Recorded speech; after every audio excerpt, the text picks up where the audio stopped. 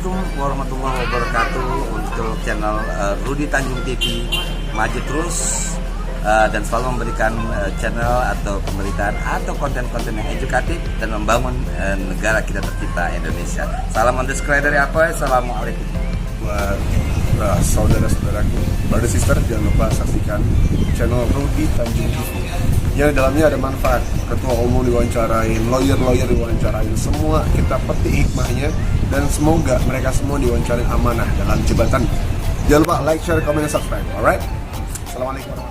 Jangan lupa nonton channel Rudy Tanjung TV. Di situ kita akan ngebahas masalah hukum. Jadi kalau misalkan ada yang mungkin buta hukum atau mungkin yang pengen tahu lebih dalam tentang hukum, Rudy Tanjung TV sudah mewawancarain dari mulai ketua advokat dan banyak banget advokat lainnya.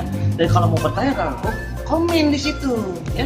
Jadi lebih tahu lagi, apa lagi. Nah itu nanti bisa dibikin lagi sama Rudy Tanjung TV. Jangan lupa di subscribe, di like, komen, tanya-tanya di situ, ya. Assalamualaikum.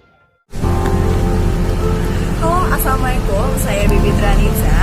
Saya mau mengajak kalian semua untuk yuk visit dan tonton channel Rudy Tanjung TV. Karena kenapa? Karena di situ tuh banyak banget video-video tentang seputar hukum dengan narasumber yaitu bukan narasumber yang kaleng-kaleng ya, narasumber di situ tuh dan banyak banget pembahasan yang dibahas. Jadi yuk like, subscribe, comment, and share channel Rudy TV. Assalamualaikum warahmatullahi wabarakatuh. Saya Rino dari Aman Al-Fatihah. Ingin support dan menyemangatin dan buat menginformasikan kalian semua lupa kunjungi YouTube channel Rudy Tanjung TV yang isinya luar biasa. Di situ ada ketua umum dan juga di situ juga ada lawyer. Jadi insya Allah channel ini banyak manfaat, banyak pengetahuan, dan insya Allah orang-orang yang diwawancarai amanah semuanya, dan hasilnya juga dari wawancara semoga bermanfaat untuk kita semuanya. Makanya buat kalian jangan lupa di like, subscribe, dan tonton terus Rudy. Di akhir kalimat itu ada keterangan akan melakukan upaya hukum baik perdata maupun pidana.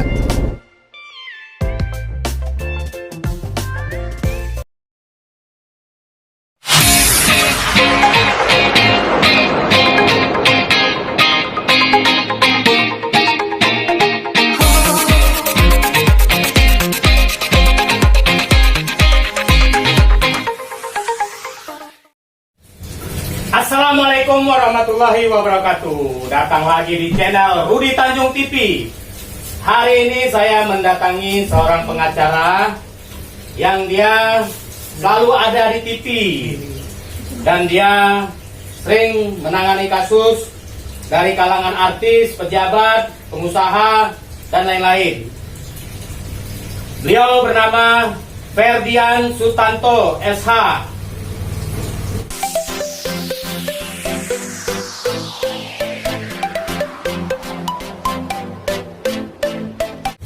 Selamat pagi. Selamat pagi. Abangku. Apa kabar? Sehat. Lama ketemu ya. Iya bang. Gimana bang? Sehat bang? Sehat. Alhamdulillah. Hari ini saya mau podcast tentang masalah hukum, perdata dan pidana ya bang ya. Soal apa nih hukum Ya, pidananya? ini saya mau membahas tentang utang piutang yang lagi marak. Orang kan biasa kalau dikasih utang melas ya gitu ya, melas ya namanya ya. Nah setelah ditagih malah dia yang galak sama yang punya uang ini kan gitu. Nah gimana bang? Kita lanjut aja nih pertanyaan saya. Iya, silakan. Oke, bang, ini bang, ada ini saya punya kenalan lah gitu. Dia sempat minta tolong ke saya itu untuk menangani kasus utang piutang. Jadi dia seorang pengusaha nih bang, dia punya pabrik konveksi lah, ya kan. Nah, jadi ada yang berhutang, pingin berhutang lah sama dia, terus Mau minjam duit? mau minjam, bukan minjam duit, barang. Oh, barang. Nah, barang celana jin gitu. Setelah udah kirim celana ini ke luar kota, nah yang di luar kota ngirim giro gitu. Nah ternyata 3 bulan giro itu kosong. Itu gimana tanggapan abang masalah hukumnya, perdata atau pidana itu? Jadi begini, soal hutang piutang ada umumnya adalah perdata, gitu kan? Yang pertama, bagaimana hubungan antara orang dengan orang, artinya pasti kan punya hubungan baik, gitu kan? Nah, kedua, dalam hutang piutang apakah ada perjanjian atau tidak, gitu kan? Nah, yang ketiga, kemudian bahwa setelah meminjam tentu biasanya itu ada prestasi, gitu kan? Nah, cuma kembali ke pertanyaan Bung Rudi ini, bahwa kalau saya dengar tadi ceritanya, pertanyaannya tadi kenalan itu, Ya. kemudian dia punya barang berupa celana jeans, ya kan? Nah, kemudian dia mau si orang yang pinjam ini mau mendistribusikan keluar kota. Ya. Artinya kan pada saat dia bicara tentang bagaimana menggerakkan seseorang, sehingga tergeraklah dia untuk meminjamkan itu celana jeans, gitu kan. Kemudian setelah dia dipinjamkan, maka ya udah kita bayar melalui giro. Ternyata begitu dicek Giro kosong. Nah, itu gimana pidananya tuh? Nah, kalau hal ini berarti nuansanya adalah pidana, mengarah ke pidana, karena itu tadi barang siapa melakukan tipu muslihat, memperdaya orang lain, rangkaian kebohongan, maka ya dia bisa diduga dikenakan pasal 378. 378, 372 juga ya. Nah, kalau 372 nanti bisa kita dalami lagi nanti. Apakah memang unsur 372 itu, jadi sahabat Rudi TV Channel ini tahu juga nih 372 itu tentang penggelapan, gitu kan. Nah, nanti bisa kita perdalam nih, katakanlah mau ditangani ataupun diperdalam hukumnya, bahwa apakah ada unsur 372 penggelapannya. Nah, jadi sumpamanya gini nih. Oke, giro itu 3 bulan kosong, ya kan? Nah, tiba-tiba dia transfer uang gitu, senilai 10 juta. Nah, giro itu senilai 500 juta, tapi dia ngirim uang ke yang punya barang 10 juta. Itu gimana itu? Nah, jadi begini, yang pertama tadi kan Apa pidana atau perdata? Karena ada pembayaran. makanya gini dulu, tadi kan awal kan saya bilang pada umumnya adalah hutang piutang itu adalah perdata, ya kan? Nah, tapi memang ada secara kasuistik yang akhirnya mengarah ke pidana. Tinggal bagaimana peristiwa hukum itu terjadi. Makanya pertanyaan saya tadi awalnya, apakah perjanjian, gitu kan? Nah, terlepas dengan tadi ada atau tidak, tetap perbuatan hukum telah terjadi, telah berlangsung, gitu kan? Nah, kemudian bagaimana tadi kan pertanyaannya, terus dari giro 500 juta tiba-tiba dia bayar. Iya. Berapa tadi bayarnya? 10 juta. Itu ada pembicaraan apa enggak? Apa tiba-tiba ditransfer? Ya, dia tiba-tiba transfer. Tiba-tiba transfer. Nah, dia udah nelpon nih, ini kapan kamu mau bayar? Nah, tiba-tiba besoknya dia transfer. Nah, sekarang kalau nggak ada apa pembicaraan, nggak ada diskusi, nggak ada penyampaian, itu jangan-jangan bisa ke urusan yang lain lagi. Apakah dia punya urusan lain lagi?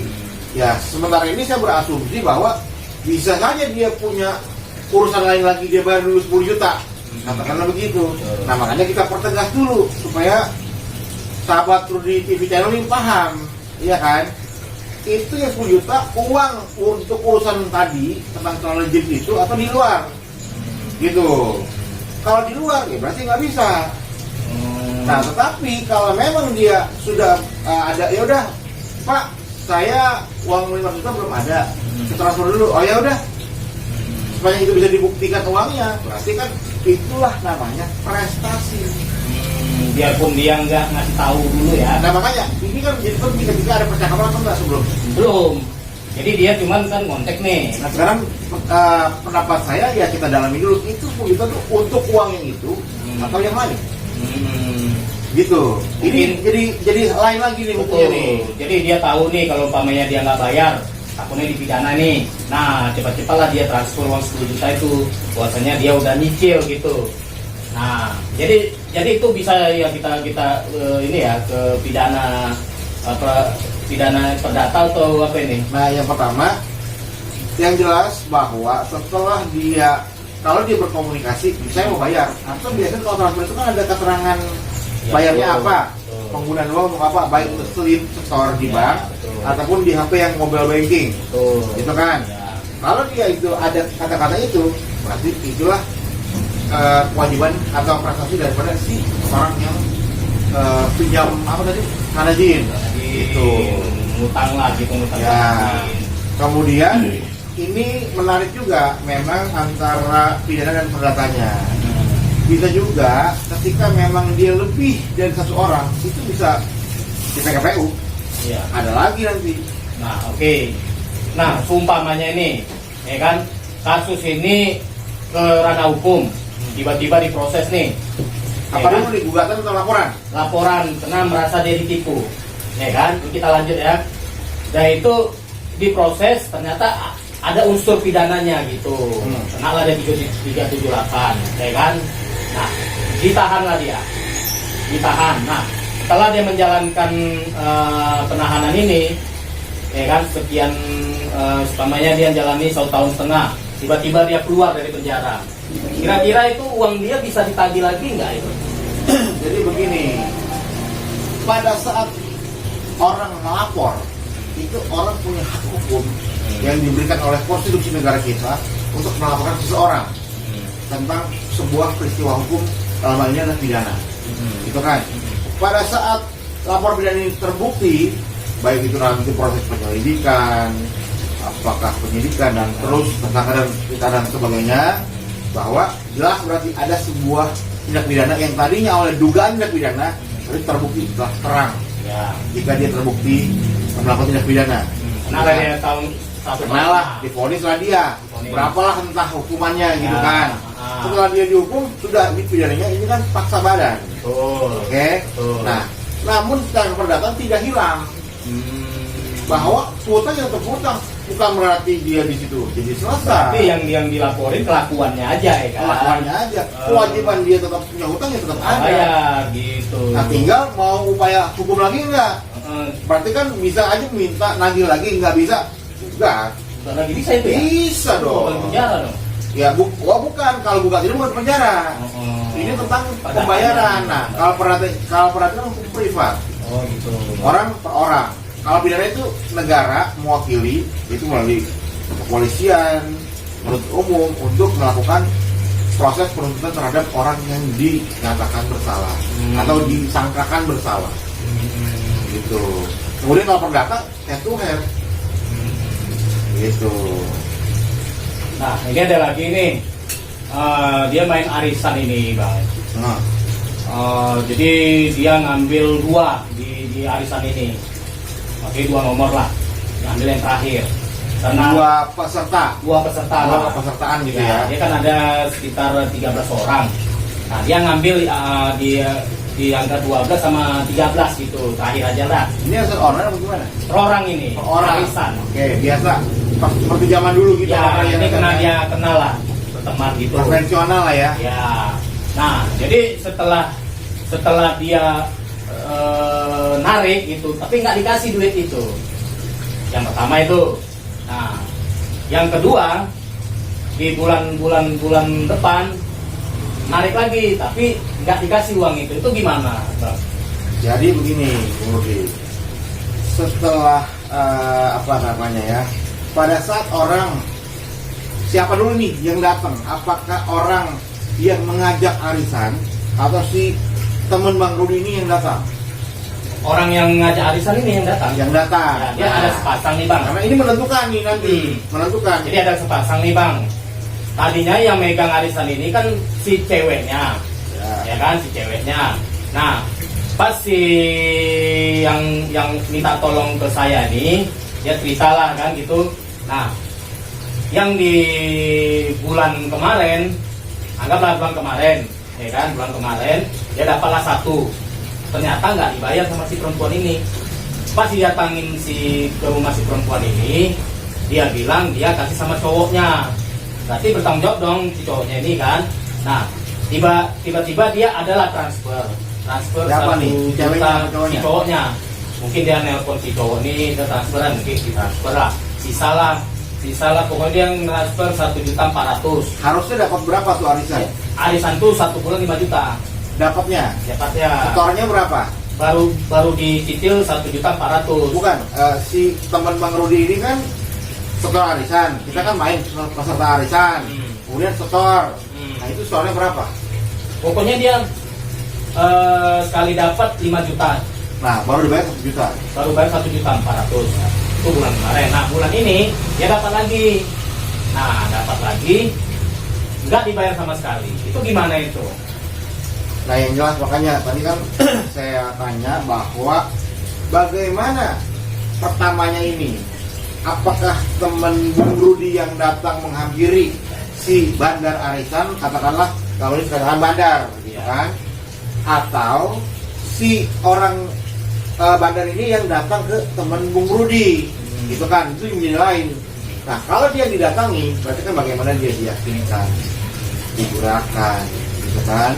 Nah itu lagi kalau bicara hukumnya, dan dia kan berarti kan telah menetapkan bahwa setelah setelah ikut sebagai peserta arisan maka bayarnya berapa, kemudian dia dapat berapa, itu kan. Nah pada saat dia store berapa, katakanlah uangnya 500.000, kemudian dapat 5 juta dan belum, nah ini kan jadi kurang, ya kan? Kita tidak komit. Kalau dalam bahasa syariat tidak komit, ya karena namun dalam istilah hukum barulah kita kaji, ya kan. Nah, ketika dia tadi kalau saya berbicara ini bahwa ini ada dugaan penipuan, gitu, dugaan penipuan bahwa barang siapa melakukan tipu muslihat, rangkaian kebohongan yang merugikan orang lain. Nah itu jelas, ya kan, itu yang pertama. Yang kedua, tadi kan dapat yang harusnya 5 juta, dapat 1.400.000. Itu pun dia diam-diam transfernya. Nah, di dalam masalah itu bahwa ada kata-kata baik sebagian ataupun seluruhnya, ya kan? Itu yang pertama. Yang kedua, bahwa orang ini telah dapat lagi yang kedua, malah nggak dibayarkan. Yang kedua nggak dibayar. Nah yang pertama dibayar 1,4 ya, itu pernah didatangin ke rumahnya, karena mungkin malu sama orang tuanya. Nah akhirnya orang tuanya nelpon anaknya hubungi si cowok ini, tiba-tiba lah adalah transferan gitu 1.400.000.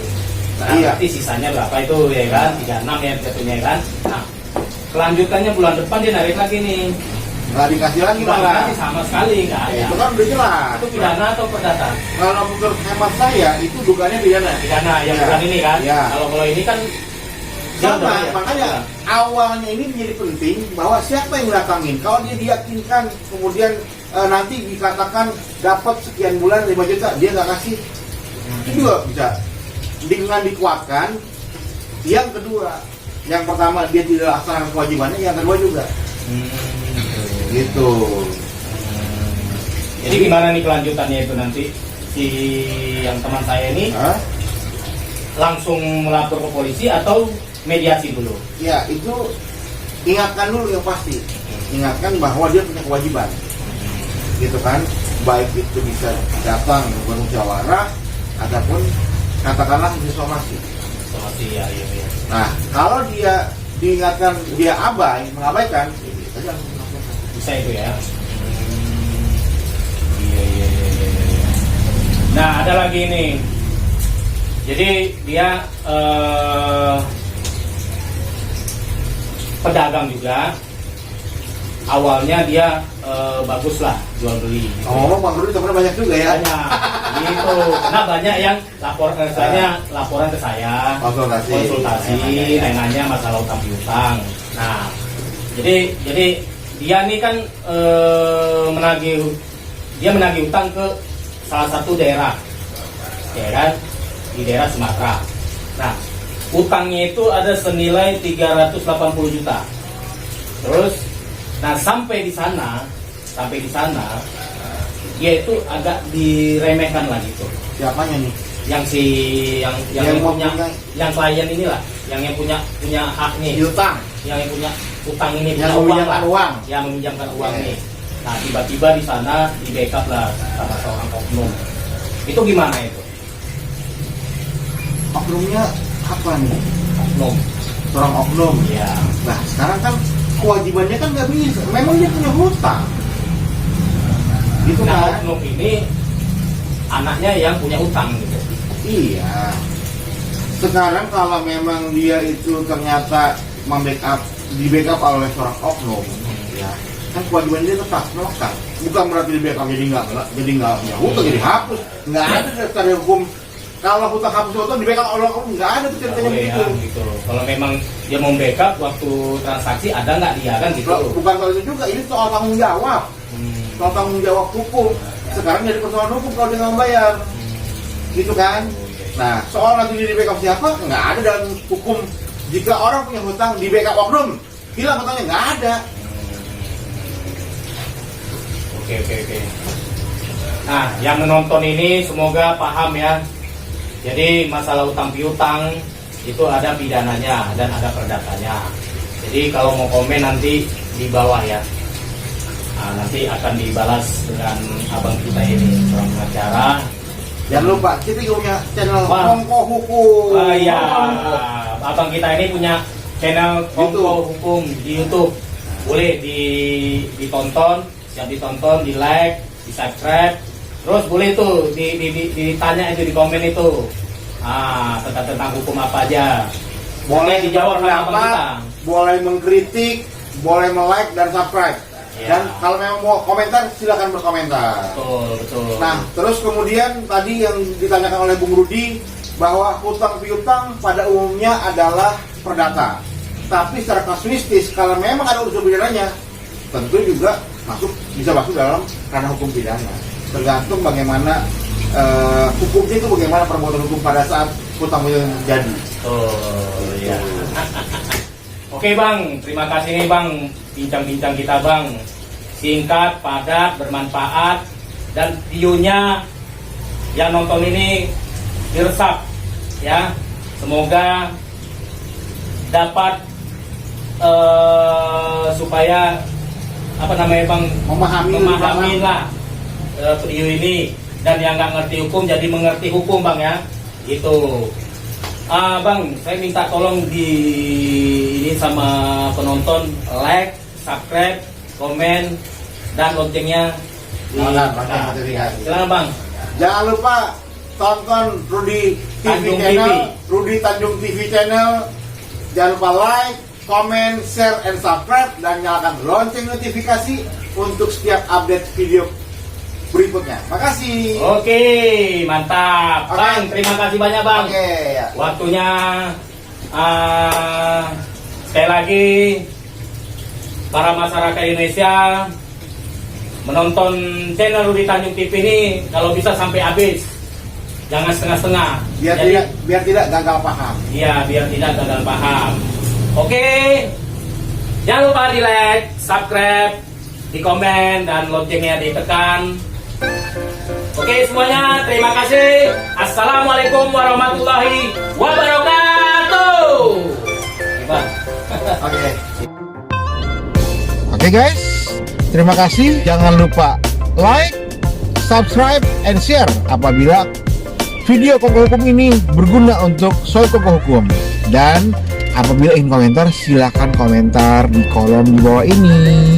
Nanti apabila ada kesempatan, kita akan membahas tentang saran-saran subscriber atau komentator di dalam video YouTube berikutnya. Makasih, Kongko Hukum.